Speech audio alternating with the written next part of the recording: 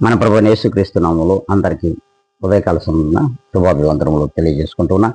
ఈ దినం దేవుడు మనకిచ్చినటువంటి గొప్ప వాగ్దానము, అది యెషయా గ్రంథము 28వ అధ్యాయము 16వ లేఖనం. దేవుని విశ్వసించేవాడు కలవరపడడు. దేవుడు ఈ దినమున మనతో మాట్లాడుతున్నటువంటి మాటలు ఇవి. దినదినము ఆయన వాగ్దానం చేత మనతో మాట్లాడుతున్నా, మనం చూడాలన్నా వినాలన్నా కూడా ఆ యొక్క వాక్యం మీద విశ్వాసం ఉంచలేకపోతున్నాం.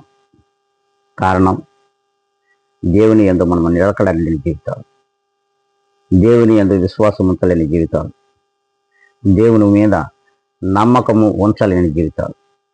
కనుకనే క్రైస్తవ సమాజములతో దేవుడు మాట్లాడుతున్నాడు. క్రీస్తు యేసు నిజముగా దేవుడై ఉన్నాడు. ఆ దేవుని విశ్వసించేవాడు ఎప్పుడు కూడా కలవరపడని దేవుని వాక్యం సెలవిస్తూ ఉంటే, మనం లోకం మీద కలవరపడుతున్నాం. లోకంలో వ్యక్తులు చేసే పనుల మీద మనం కలవరిస్తూ ఉంటున్నాం. కనుకనే దేవుడి దినమున మనతో మాట్లాడుతున్నాడు.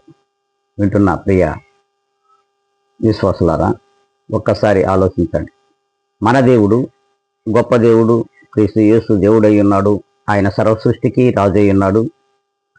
సర్వ ప్రపంచముల మీద శక్తి కలిగిన దేవుడై ఉన్నాడు. అధికారంను పొందుకొని ఉన్నాడు.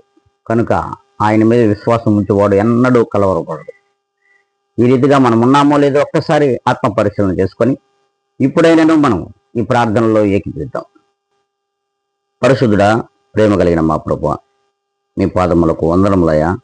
ఈ దినము నూతనమైనటువంటి వాగ్దానము చేత ఇదిగో నాయన నూతనమైన దినమును మేము జీవించడానికి నీవు కృప చూపి మీ వాక్యానుసారమైన జీవితంలోకి మమ్మల్ని నడిపించుకుంటూ, ఇదిగోనైనా మీ మాటలు మాకు ఎల్లప్పుడూ కూడా మీరు ఒక్కసారి మాట్లాడితే చాలు ప్రభా, మేము 2 సార్లు ఆ మాటను వింటూ ఉన్నాం.